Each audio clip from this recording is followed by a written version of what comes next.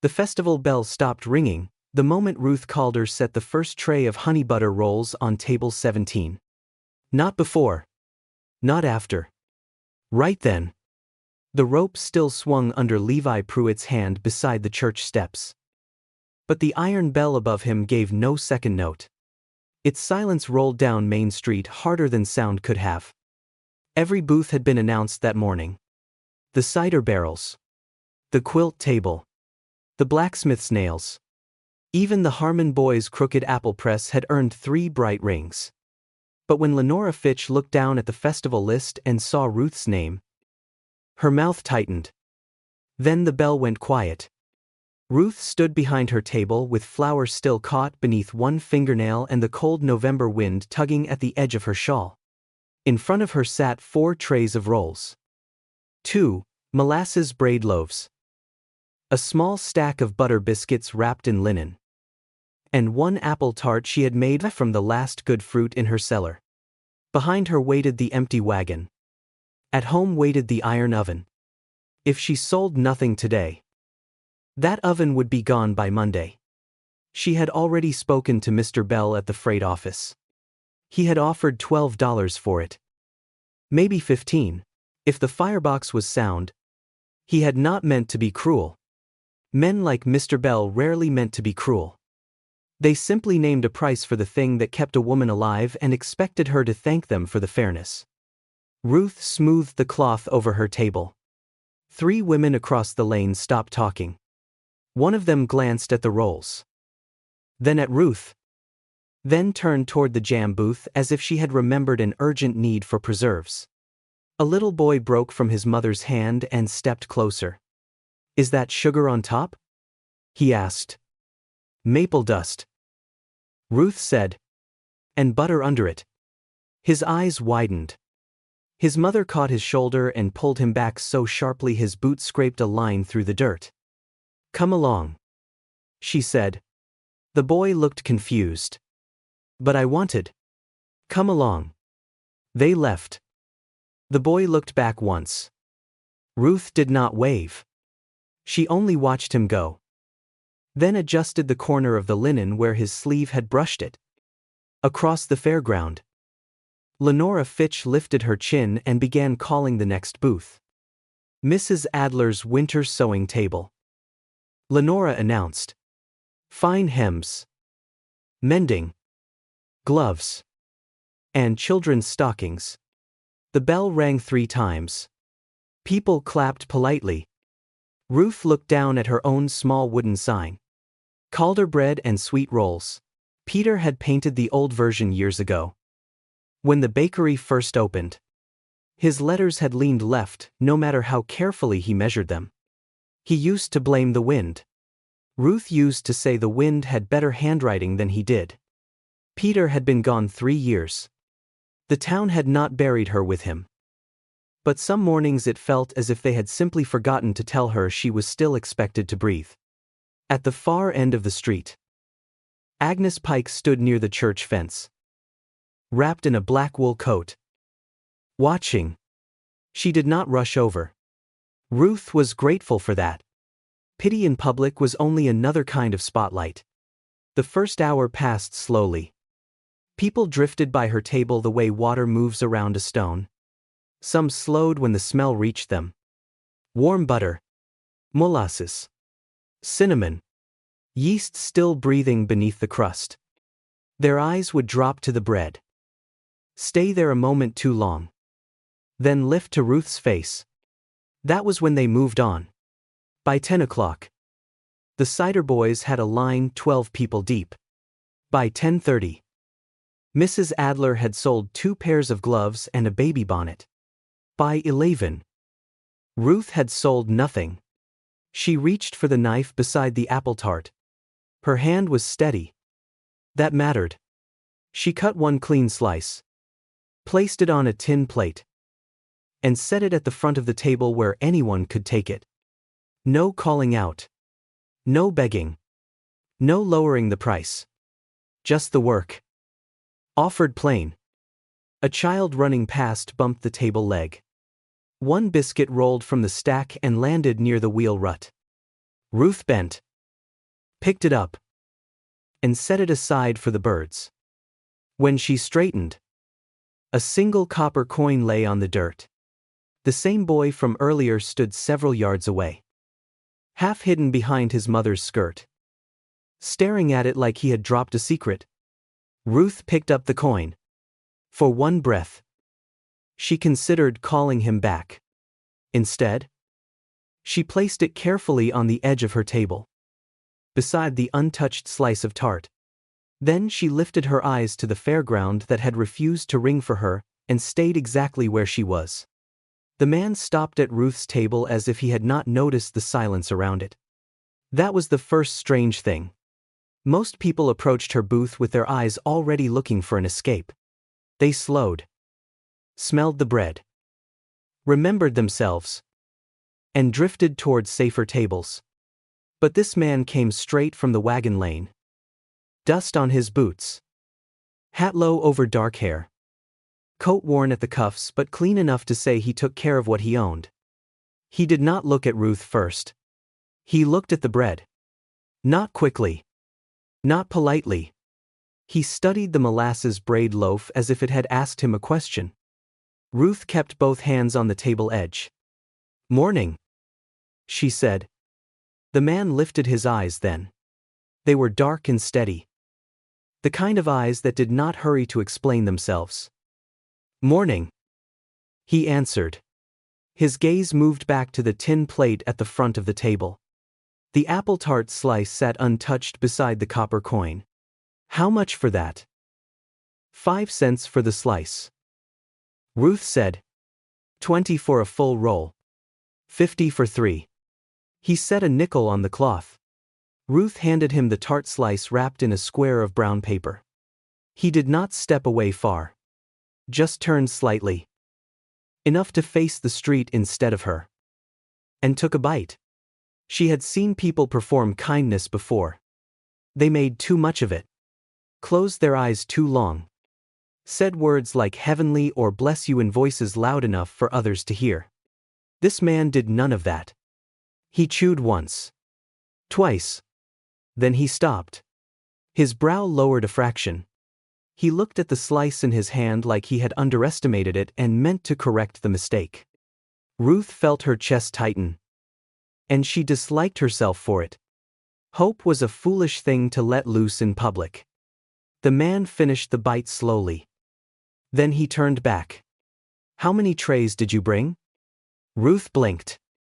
"Pardon. How much food is on this table?" She looked down, though she knew the count by heart. 4 trays of rolls, 2 braid loaves, butter biscuits, 1 apple tart. Minus that slice. How much for all of it? The sounds of the fair seemed to pull back. Ruth stared at him. "All of it?" "Yes, ma'am. That would be near $9. "All right." He reached into his coat. Ruth's hand came down over the nearest tray cloth. "Wait." He paused. "I did not say I would not sell," she said carefully. "I am asking whether you understand what you are buying." He looked at her then. Fully. The weight of that look unsettled her because there was no softness in it. No pity arranged to look noble. No curiosity sharpened into cruelty. "I understand enough," he said. "Do you?" A breeze lifted the corner of her sign. The old letters tapped against the table wood. Ruth heard Lenora Fitch laughing somewhere near the quilt booth. She heard a child ask for cider. She heard the bell ring for someone else. Her voice came out lower. "Are you buying bread, sir? Or are you buying a way to feel decent before you ride out of town?" The man did not flinch. A lesser man would have taken offense. A showier one would have given a speech. He only let the question sit between them, as plain as the coin on the cloth. Then he said, "I am not rich enough to spend $9 on feeling decent." Ruth said nothing. He touched the brown paper around the tart slice. "I am buying food worth eating." The words went into her quietly. Not like praise. Praise was bright and unreliable. This was different. This sounded like a man stating the weather after putting his hand out the door. Ruth moved first. She folded the cloth over the rolls. One tray at a time. Her fingers wanted to shake. She refused them permission. "You have a wagon?" she asked. "A horse," he said. "But I can balance more than people think." That is not an answer that inspires confidence. One corner of his mouth moved. Not quite a smile, but close enough to show it knew the way. "Jonas Vale," he said. "Ruth Calder. Mrs. Calder." "Vito," she said. His face changed only slightly. "I am sorry for your loss." No tilt of the head. No syrup in the voice. Just the plain sentence. Cleanly given. "Thank you." Together, they carried the wrapped trays to his horse. People watched now. Ruth could feel the whole fare, noticing what it had failed to buy. Jonas secured the food with careful knots. "I run Vale Crossing," he said. 8 miles west. 12 hands. My cook left before first frost." Ruth glanced at him. "Are you offering me work?" "I am considering asking whether you would consider it." That is a cautious sentence. I have found caution useful. Ruth looked back at her empty table. For the first time that morning. The cloth showed more wood than bread. "I would need terms," she said. "Fair. I would need wages named before I pack a bag. Also fair. And I would need to know you bought my bread because it was good." Jonas tightened the last knot. Then looked at her. "Mrs. Calder," he said. "That tart made me remember a kitchen I have not stood in for 15 years. I do not know what else to call that except good." The answer was too simple to argue with. Ruth folded the empty cloth over her arm. "I will think on it." Jonas tipped his hat. "I will pass by tomorrow morning." He rode out slow, carrying every unsold thing she had brought. Behind Ruth, the festival bell rang again. This time, she did not look up. Jonas Vale came at sunrise. Ruth had expected him nearer 9. When decent people called on business and nosy people had finished guessing at it. Instead, she heard a horse before the light had fully reached her kitchen window. She did not run to the door. She finished folding the flour sack, wiped both hands on her apron, and counted to 5. When she opened the door, Jonas stood at the bottom step with his hat in his hand. His horse waited behind him, steam rising faintly from its neck in the cold. "Mrs. Calder," he said. "Mr. Vale. You thought on it." "I did." He waited. Ruth liked that less than she expected. Most men filled silence because they feared what a woman might put into it. Jonas did not seem afraid of silence. He gave it room and let her decide what lived there. "I have conditions," she said. "All right." Wages named plainly. $1.50 a week. Room and board included. Ruth kept her face still. That was more money than she had cleared in weeks. Maybe months. If she counted honestly. "I run the kitchen," she said. "Not your foreman. Not your hands. Not any man who thinks a skillet makes him an expert because he once burned beans without help." A breath moved through Jonas that might have been amusement. "I would not insult a skillet that way." Third. Ruth continued. "I come and go on my off days. I am not trading one small room for another." His expression changed at that. Only around the eyes. "You would be employed," he said quietly. "Not kept. I wanted to hear you say it." "You have. One more thing. If I am responsible for feeding 12 men, I hold the pantry key." For the first time, Jonas looked almost surprised. Then he reached into his coat pocket, took out a small iron ring with 3 keys on it. and placed it on the porch rail between them. Ruth looked at the keys. Not a promise. Not a speech. A thing she could hold. "Give me 20 minutes. She said. She packed in 15 because she owned too little to take longer. Agnes Pike stood at the garden fence when Ruth came out with her carpet bag. "You're going," Agnes said. "To work. At a ranch with a widower who bought every crumb you had yesterday." "To work," Ruth repeated. Agnes studied her. Then nodded once. "Then stand straight when you arrive. First looks matter. But second looks tell the truth." Vale Crossing Ranch sat 8 miles west. Low against a sweep of pale grass and wind-cut earth. The house was square and plain. The barn was better kept than the house. That told Ruth something. So did the horses. Brushed. Fed. Not flinching from men's hands. 7 ranch hands stopped working when she rode in beside Jonas. A red-bearded man near the water trough looked her over and said, "That the new cook?" Jonas did not raise his voice. "That is Mrs. Calder." The red-bearded man lowered his eyes first. Inside. The kitchen was large. Orderly. And badly lonely. Cast-iron pans hung in a neat row. Flour barrels stood sealed. Dried apples rested on a shelf no one had touched in months. There was food enough. But no warmth in how it waited. Ruth set her carpetbag beside the door. "Supper?" Eunice asked. 6. The men usually eat at 5. Then, tonight, they will learn patience. That almost smile crossed his face again. By 6. The table held beefroot stew thick with barley. 2 pans of biscuits. Skillet cornbread. And coffee strong enough to make a tired man reconsider his sins. The red-bearded hand came in first. "Bram Tate," he said, as if offering his name cost him effort. "Mrs. Calder." She replied. "Wash before you sit." He blinked. Then he washed. On by one. The others came. Ned Wilkes. Young and sunburned. Otto Bell. Samuel Cross. Men with dust on their cuffs and hunger in their faces. They ate. For half a minute. No one spoke.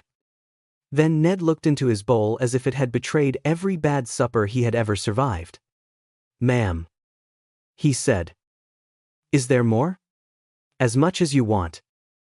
Ruth said. "That is the rule in my kitchen." The room changed after that. Not loudly. Not all at once. But spoons moved faster. Shoulders dropped. Bram took a biscuit. Then another. And said nothing with great seriousness. Jonas stood near the counter with a cup of coffee. Watching the table. Not her. When the meal was done and the plates were scraped clean. He came to the doorway. "You fed them like they were worth feeding," he said. Ruth dried her hands on a towel. "They are. Aren't they?" Jonas looked at the men laughing softly over the last crumbs of cornbread. "Yes," he said. "I suppose they are." Outside. Hoofbeats entered the yard after dark. A sharp male voice carried from the front room. "Val. You want to explain why that woman is under your roof." Ruth went still. Towel in hand. Jonas answered evenly. "She is my cook. You are on my land. Choose your next words with care." The man in the front room was Edwin Sloat. Ruth knew his voice before she saw his hat. Bramble Creek had men who spoke loudly because they were hard of hearing. And men who spoke loudly because they wanted the room to remember who owned it. Edwin belonged to the second kind. A widow living under a rancher's roof is not a private matter. Edwin said. Jonas stood between him and the kitchen hall. "It is on my land. It concerns the moral standing of this town. The town did not buy her bread." A silence followed that answer. Ruth stood in the kitchen doorway with a towel folded once in her hands. Edwin looked past Jonas and saw her. His face changed. Not into shame, but into the careful blankness of a man who had just stepped where the floor was weaker than expected. "Mrs. Calder," he said. "Mr. Sloat. I hope you understand people will talk." Ruth hung the towel on its peg. "People have been talking for 3 years. It has not improved their character." Jonas turned his head slightly. And for 1 second Ruth saw the almost smile before he hid it. Edwin left soon after. But he did not go home to sleep. By morning, his warning had traveled through Lenora Fitch's parlor, the dry goods store, the church steps, and both cider barrels at the fairground. By Thursday, the story had grown legs. Ruth had trapped Jonas with pastry. Ruth had forgotten Peter Calder. Ruth had taken charge of 12 men who ought not be answering to a woman like her. The words reached the ranch through Ned Wilkes, who came back from town with flour, sugar, and ears red with anger. They said things. "Ma'am," he told her, holding the parcel like it had become heavy on the ride. "What things?" His jaw worked. "Things not worth carrying into your kitchen." Ruth set one hand on the flour sack. "Ned, I have lived in that town longer than you have been alive. There are no new cruelties there. Only old ones wearing clean collars." So he told her. Lenora had said Ruth ought to know better. Someone else had wondered whether Jonas had lost his judgment. One woman had laughed and asked how long before the ranch hands got tired of bread from a woman who should have stayed hidden. The kitchen went quiet. Ruth opened the flour sack, measured 6 cups into a bowl, and waited until Ned left before she let her hands shake. She gave them 45 seconds. Then she kneaded. The thing Bramble Creek failed to account for was travelers. A cattle buyer named Silas Vane stopped at Vale Crossing the following Tuesday to speak with Jonas and smelled apple pie before he reached the barn. Ruth gave him a slice while he waited. He bought the rest of the pie for the road. 2 days later, 3 surveyors arrived, asking whether this was the ranch with the cook. A week after that, Silas Vane returned with 8 men and offered $12 for supper. 14. Ruth said. Jonas looked at her. "My biscuits are not included in rumors," she said. "They cost extra." Silas paid 14. That was when Edwin came again. This time in daylight. With 2 councilmen and a folded paper. "You are operating a commercial food service on agricultural land," Edwin said. "Without license." Jonas held out his hand. "Show me the ordinance." Edwin's mouth tightened. "You will receive notice. Then I will respond when paper arrives." That night, red letters appeared across the barn wall. "Go back to your empty oven." Bram found it first. His shout brought half the ranch running. Ruth came to the porch and looked at the words until they stopped being words and became only paint. Red paint. Cheap brush. Hurried hand. Ned stood beside the water trough. Fists clenched. "Whoever did this?" "No," Ruth said. He turned to her. Startled. "They wanted me scared," she said. "They wanted me packing. They wanted that wall to matter more than breakfast." She stepped back into the kitchen. "I have blackberry pie cooling. Come inside." Bram stared at her as if she had spoken in another language. "Mrs. Calder. Someone painted your hurt on a barn." "Yes?" Ruth said. "And I am going to cut 12 slices through it." They came in. They sat. They ate in a silence that was not helpless. Only waiting. 3 days later. Bram placed his hat on Ruth's counter before dawn. "Caleb Rusk bought the paint," he said. Hardware clerk remembered. Ruth's hand stilled on the coffee pot. Caleb Rusk had stood at her wedding table years ago. He had eaten Peter's bread every Friday. Why? She asked. Edwin cleared his grain debt last month. $300. Ruth looked toward the window, where morning had not yet decided to arrive. So Caleb held the brush, she said. Bram nodded. But Edwin bought the hand. The legal notice arrived on Tuesday, folded twice and stamped with the county seal. Jonas did not open it in the front room. He brought it to Ruth's kitchen and laid it beside the cooling rack, where 6 loaves of morning bread breathed steam into the window light. That told Ruth enough about what he believed this matter concerned. Not his land. Not his pride. Her work. Alden Pritchard arrived from Cheyenne before supper. A narrow man with silver spectacles, clean cuffs, and the calm hands of someone who trusted paper more than temper. He read the ordinance at Ruth's table while she rolled biscuit dough. Edwin Sloat had written the complaint carefully. Ruth Calder, an employee of Vale Crossing Ranch, was allegedly operating a commercial dining service on agricultural land without proper license. Until reviewed, paid meals for travelers were to stop. Can he do that? Jonas asked. He can try. Alden said. That is not an answer. It is the only honest one. Ruth pressed the cutter into the dough. Alden turned one page. There are exceptions. Family boarding. Traveler hospitality. Household provision. The ordinance was written to stop saloons from hiding behind ranch permits. Not to stop a cook from feeding men at a table. Then use that. Jonas said. I intend to. Alden removed his spectacles and cleaned them with a cloth.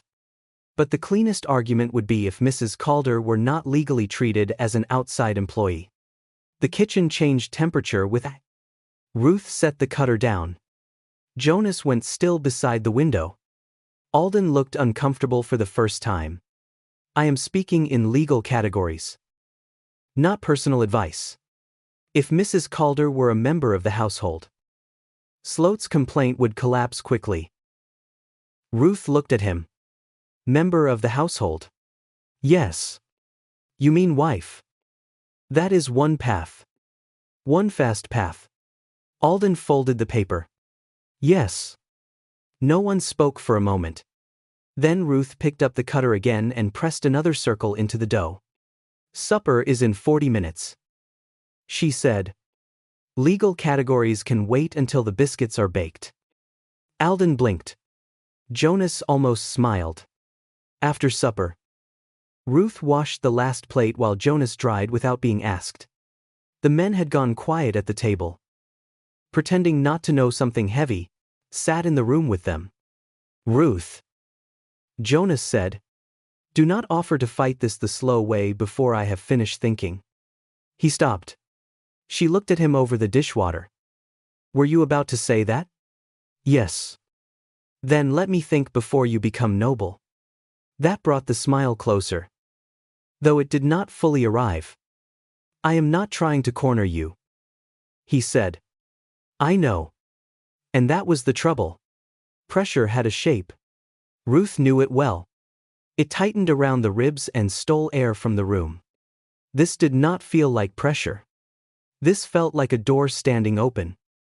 And she did not know whether she feared the room beyond it or wanted it.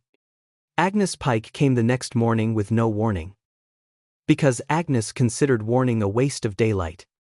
She sat at Ruth's kitchen table, drank coffee, and listened without interrupting. When Ruth finished, Agnes tapped one finger against her cup. Are you scared of Edwin Sloat? Yes. Are you scared of Jonas Vale? No. Are you scared of staying? Ruth looked toward the pantry keys hanging by the stove. No. She said slowly. I am scared of choosing something good and having the town call it shame until I start believing them. Agnes nodded. Then the question is not whether you are trapped. The question is whether you still trust your own name when they spit on it. That afternoon, Ruth found Jonas in the front room with the ranch accounts open. She carried a blank sheet of paper. "If I marry you only to beat Edwin, I lose," she said. Jonas closed the ledger. "If I marry you because I am tired of running from rooms I built with my own hands, that is different." "It is." She placed the blank page on his desk. "This kitchen needs rules. Written ones. Wages. Accounts. Hiring. No woman working under me goes unpaid because someone calls her grateful. No traveler gets served ahead of the men who worked this land all day. No gossip decides who eats." Jonas looked at the page. Then at Hare. "Vale Crossing Kitchen Charter," he said. "Yes." He reached for the pen and slid it to her first. Ruth took it. Only then did Jonas stand. He came no closer than the edge of the desk. "Ruth Calder," he said. Steady and plain. "Will you marry me?" She looked at the pantry keys. The blank charter. The man who had never once asked her to be smaller. "Yes," she said. "But I sign the kitchen first." The hearing lasted less than 15 minutes. Edwin Sloat stood with his ordinance papers. Alden Pritchard stood with the marriage certificate, the household provision, and Ruth's new charter. "Mrs. Vale is a member of the household." Alden said, "Your complaint does not apply." Edwin's certainty thinned. Before he could sit, Ruth rose. "I will be brief," she said. Every face turned. "A paid meal does not make a woman shameful." Ruth said, "It makes her labor visible." Then she sat down beside Jonas and let the silence do the rest.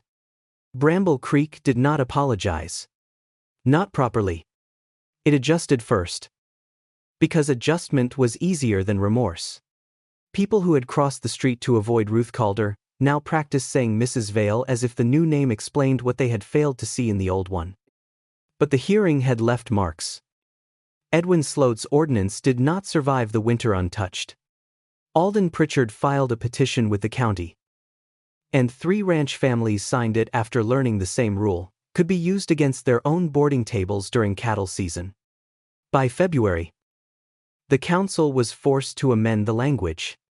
Household kitchens, ranch boarding, and traveler meals were protected. Edwin kept his seat for 2 more meetings. At the third, he resigned before anyone asked him to. No one cheered. Ruth was glad of that. Cheering made defeat too simple. Edwin had not been a monster. He had been a man who liked rules best when they bent toward his hand. Now, one rule no longer did. By spring, travelers were asking for supper at Vale Crossing before asking about cattle. Silas Vane returned twice with buying parties. A surveyor wrote to Cheyenne about the beef pie. A preacher from the next county said Ruth's molasses bread had done more for his mood than 3 sermons and a clean conscience. The kitchen ran out of chairs before it ran out of food. "We need a proper room," Ruth told Jonas one evening. He looked up from the accounts. "I know." "No," Ruth said. "I mean a room built for feeding people. 30 seats. 2 serving doors. A wash station by the back. Shelves where women can reach them without standing on crates." Jonas set down his pencil. "You have drawn this already. I have cooked in rooms designed by people who never lifted a pot." Ruth said, "I am done forgiving bad shelves." The dining room went up in May. Ruth named it the Bell Room. Not because it sounded pretty. She named it that because the Harvest Fair Committee had replaced the old festival bell after frost cracked its rim. Ruth bought the damaged bell for 50 cents. Then had Bram hang it above the new dining room door. It did not ring clean. It rang low and rough. Like iron, remembering weather. But before opening day, Ruth did one more thing. She rode into Bramble Creek with Jonas and stopped in front of the old Calder bakery. The windows were dusty. The sign still leaned left. Peter's crooked letters fading under 3 years of wind. Inside, the iron oven waited cold. Mr. Bell from the freight office had offered $12 for it once. Maybe 15 if the firebox was sound. Ruth placed her palm against the black iron door. "You are coming with me," she said. It took 4 men, 2 wagons, and half a day to move the oven to Vale Crossing. When it was set into the new kitchen wall, Ruth stood before it for a long moment without speaking. Jonas did not interrupt her. That evening, she lit the first fire in it. Not for Peter. Not against the town. For herself. The first day, the bell room opened. Ruth did not pull the rope. She handed it to June Marrow, a widow of 53 who had been told by 2 shops in town that she was too old to learn useful work. June stood under the cracked bell in a fresh apron, her hands trembling. "Go on," Ruth said. June pulled. The bell gave one stubborn note across the yard. Then people came in. After June came Ada Bell, unmarried, with a little girl who drew horses on scrap paper while her mother learned pastry. Then Grace Larkin, who had lost work for telling a storekeeper he was shorting women on wages. Then Tessa Pike, Agnes's niece, who ruined pie crust 3 ways before breakfast, but never made the same mistake twice. Ruth paid them all. In cash. On Fridays. Lenora Fitch came in June wearing good gloves and the expression of a woman prepared to be wrong with dignity. "I would like a table," Lenora said. "There is a list," Ruth answered. Lenora's mouth tightened. "I see. Thursday noon," Ruth said. "I can seat you then." Lenora looked surprised. "Why?" Ruth wiped her hands on her apron. "Because I am not building the kind of room that once turned me away." Lenora came Thursday. She ate quietly.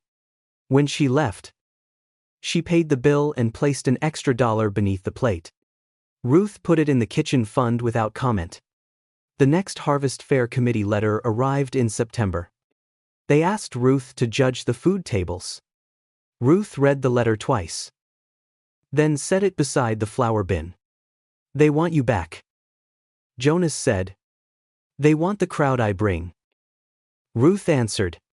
"That too." The committee offered to name a small award after her. Ruth wrote back and refused the honor. She gave them one condition instead.